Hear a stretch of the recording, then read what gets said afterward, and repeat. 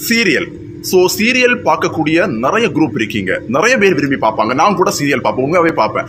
எனக்கு mobile phone கிடையாது. So எங்கள் வீட்டில் எங்கள் அம்மா சீரியல் விரும்பி பார்ப்பாங்க.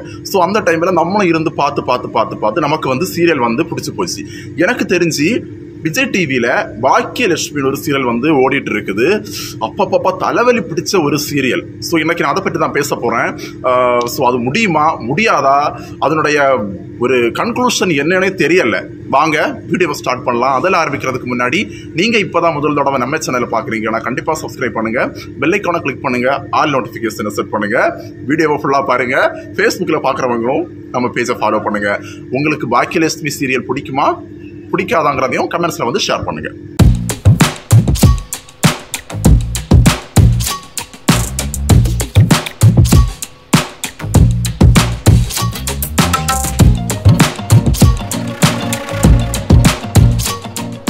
சீரியல் ஆரம்பித்த டைமில் ரொம்ப சூப்பராக போயிட்டு இருந்தது. ஸோ நைட் 8:30 தான் ஸ்டார்டிங்கில் இருந்து 8:30 தான் ஓடிட்டு இருக்குது. எந்த சீரியல் முடிஞ்சு பாக்கியலட்சுமி ஸ்டார்ட் ஆச்சுன்னு தெரியல. அந்த அளவுக்கு ரொம்ப வருஷங்கள் ஆகிட்டு பல வருஷமாக ஓடிட்டு இருக்கு. ஸ்டார்டிங்கில் பார்த்தீங்க அப்படின்னா நம்முடைய பாக்கியலட்சுமிங்கிறவங்க வந்து ரொம்ப பாவமாக இருந்தாங்க, வீட்டில் ஒரு வேலைக்காரி மாதிரி இருந்தாங்க. அதுக்கப்புறம் கோபி வந்து ராதிகான்னு ஒருத்தங்களை லவ் பண்ணி அந்த ட்ராக் பல வருஷங்களாக 2 வருஷமாக ஓடிட்டு இருந்து அந்த பிரச்சனை மாட்டி அதுக்கப்புறம் நம்முடைய எழில் பிரச்சனை வந்தது. எழில் பிரச்சனை மாட்டுறதுக்கப்புறம் நம்முடைய செழியன் காதல் மாட்டுச்சு. அப்படி செழியன் காதல் பிரச்சனை அந்த மாதிரி பிரச்சனை போயிட்டு இருந்தது. அதுக்கப்புறம் வந்து பாக்கியலட்சுமி வந்து ஒரு கேட்டரிங் ஆரம்பிச்சாங்க, மசாலா பொடி ஆரம்பிச்சாங்க. அதில் வந்து நம்முடைய கோபி வந்து இன்க்ளூட் ஆகி அதை வந்து ஸ்பாயில் பண்ணுற மாதிரி நிறைய விஷயங்கள் நடந்தது. கோபிக்கும் பாக்கியாவுக்கும் வந்து விவாகரத்து நடந்தது. அதுக்கப்புறம் வந்து ராதிகாவுக்கும் கோபிக்கும் விவாகரத்து நடந்தது. ஸோ அந்த மாதிரி கிட்டத்தட்ட எனக்கு தெரிஞ்சு ஒரு 5-6 வருஷமாக ஓடிட்டு இருக்குது. ஒரு புதிய சீரியல் ப்ரோமோ வரும்போது எல்லாரும் என்ன கமெண்ட் பண்ணுவாங்க அப்படின்னா, பாக்கியலட்சுமி சீரியல் முடிய போகுது, பாக்கியலட்சுமி சீரியல் முடியணும் அப்படின்னு சொல்லிட்டு வந்து கமெண்ட் பண்ணுவாங்க. நான் கூட ரொம்ப நாளாக வெயிட் பண்ணிட்டு இருக்கேன், என்னைக்குடா பாக்கியலட்சுமி முடியும் அப்படின்னு சொல்லிட்டு. நம்ம ஒவ்வொரு ப்ரோமோ தான் பார்க்குறோம், நோ எபிசோடே பார்க்கறது கிடையாது. பாக்கியலட்சுமியை பார்க்கறது ஒன்லி ஒன் ப்ரோமோ மட்டும்தான். ஸோ அந்த ப்ரோமோஸ் பார்க்கும்போது நமக்கு வந்து தெரியும் அடுத்தடுத்து அவங்க என்ன முயற்சி பண்ணி கொண்டு போகிறாங்க அப்படின்னு சொல்லிட்டு. இப்போ ரீசெண்டாக கூட நம்முடைய இனியாவுடைய டான்ஸ் காம்படிஷன் அப்படின்னு சொல்லிட்டு ஒரு எபிசோட் வச்சுருந்தாங்க. ஸோ அதை வந்து நிறைய பேர் ட்ரோல் பண்ணி, இனியாவை நிறைய பேர் ட்ரோல் பண்ணி வீடியோஸ் நிறைய போட்டிருந்தாங்க. அதுக்கப்புறம் பார்த்தீங்கன்னா இப்போ ஒரு புதிய ஒரு பிரச்சனை வந்து கொண்டு வந்திருக்காங்க. ஆக்சுவலாக ஒரு சீரியல் அப்படின்னா ஒரு பிரச்சனை, புதுசாக ஒரு பிரச்சனையை கொண்டு வந்து அந்த பிரச்சனையை வந்து பல வருஷமாக ஓட்டுறது தான் சீரியல் அப்படின்னு சொல்லுவாங்க. படம் அப்படிங்கிறது வந்து 3 மணிக்கூரில் ஒரு விஷயத்தை வந்து சொல்லிட்டு போயிடுவாங்க. ஆனால் சீரியல் அப்படி கிடையாது. ஒரு விஷயத்தை வந்து 1 வருஷம் ஓட்டுவாங்க. அதுக்கப்புறம் அடுத்த ட்ராக்கை வந்து ஸ்டார்ட் பண்ணி மக்களை வந்து பார்க்க வைக்கிறதுக்காக.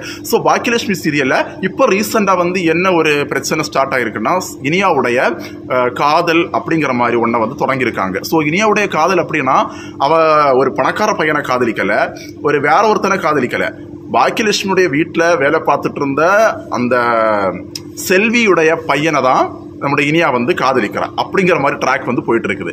காதல் அப்படிங்கிறது வந்து எல்லாரும் பண்ணலாம், பிரச்சனை கிடையாது, அதில் எந்த தப்புமே கிடையாது. ஆனால் கோபி பண்ண காதல், செழியன் பண்ண காதல் அதெல்லாம் வந்து பெரிய தப்பான காதல். ஸோ அந்த காதலுக்கு முன்னாடி இதெல்லாம் ஒரு பெரிய விஷயமே கிடையாது. ஏன்னா கோபி வந்து இன்னொருத்தனுடைய பொண்டாட்டியை தான் காதல் லவ் பண்ணாரு. அதுவும் தனக்கு 2 வளர்ந்த பசங்க இருக்காங்க, ஒரு பொண்ணு இருக்கா, மனைவி உயிரோட இருக்கும்போது இன்னொருத்தனுடைய பொண்டாட்டியை லவ் பண்ணது கோபி, அது தப்பு கிடையாது. செழியன் அதே மாதிரி தனக்கு கல்யாணம் ஆகி குழந்தை இருக்கு, இருந்த டைம்ல இன்னொரு பொண்ணை லவ் பண்ணா அது வந்து தப்பு கிடையாது. இன்னைக்கு இனியா வந்து செல்வியுடைய பையனை, அதுவும் செல்வியுடைய பையனை லவ் பண்ணுறது தான் ஒரு பெரிய தப்புங்கிற மாதிரி அந்த சீரியலை வந்து கொண்டு போகிறாங்க. ஸோ இந்த சீரியல் எவ்வளோ நாள் ஓடும்னு தெரியல. புதிய சீரியல் வரும்போது எல்லாரும் விரும்புகிறது என்னென்னா, பாக்கியலட்சுமி முடிச்சுட்டு இதை போடுங்க அப்படின்னு சொல்லிட்டு நிறைய பேர் விரும்புவாங்க. ஸோ நான் கூட அதான் விரும்புவேன். பார்த்ததையே பார்த்து எல்லாருக்குமே வந்து போர் அடிக்கும். ஸோ உங்களுக்கும் அந்த ஃபீலிங்ஸ் இருக்கும். விஜய் டிவியில் வந்து நிறைய சீரியல் ஓடிட்டு இருக்கு. அதில் வந்து பெஸ்ட்னு பார்த்தீங்க அப்படின்னா மகாநதி பெஸ்ட், அதுக்கப்புறம் வந்து ஐயனார் துணை பெஸ்ட், அதுக்கப்புறம் வந்து சிறகடிக்க ஆசை பெஸ்ட். ஸோ நான் என்ன சொல்கிறேன் அப்படின்னா, ஸ்டார்டிங்கில் நிறைய சீரியல்ஸ் வந்து ரொம்ப நல்லா தான் இருக்கும் பார்க்குறதுக்கு. நிறைய புது கதைகளை கொண்டு வந்து நல்லா தான் இருக்கும் பார்க்குறதுக்கு. அதுக்கப்புறம் போக வந்து நம்ம ஒரு சீரியலை பார்க்குற அதே கதை தான் இன்னொரு சீரியலில் வரும். அதாவது எல்லாமே பார்த்த மாதிரி தான் இருக்கும். ஒரு கல்யாணத்தில் பிரச்சனையை உண்டாக்குறது, ஒரு பொண்ணை கடத்துறது, வேற ஒருத்தனுடைய பொண்டாட்டியை வேற ஒருத்தர் லவ் பண்ணுறது. ஸோ இந்த மாதிரி கதைகள் தான் வந்துட்டு இருக்கும். அதே மாதிரி தான் பாக்கியலட்சுமியிலே வந்துட்டு இருக்கு. ஸோ அந்த ராதிகா கோபி அப்படிங்கிற கேரக்டர் வந்து டிவோர்ஸில் முடிஞ்சு போயிட்டு இனி என்னைக்கு அது மறுபடியும் தட்டி எடுப்பாங்கன்னு தெரியலை. ஸோ நீங்கள் சொல்லுங்கள், உங்களுக்கு வந்து பாக்கியலட்சுமி சீரியல் முடிக்கணுமா, இல்லை இந்த சீரியல் இனி எந்த அளவுக்கு போகும், இனியாவுடைய காதல் சக்ஸஸ் ஆகுமா, லவ் சக்ஸஸ் ஆகுமா அப்படிங்கிற உங்கள் கருத்துக்களை கண்டிப்பாக கமெண்ட்ஸில் வந்து ஷேர் பண்ணுங்கள். இந்த வீடியோ பிடிச்சிருந்ததுன்னா லைக் பண்ணுங்கள், கண்டிப்பாக நம்ம சேனலுக்கு சப்ஸ்கிரைப் பண்ணுங்கள். இந்த வீடியோவோட கிளம்புறேன். உங்களை மறுபடியும் நாளைக்கு மீட் பண்ணுறேன். பாய்.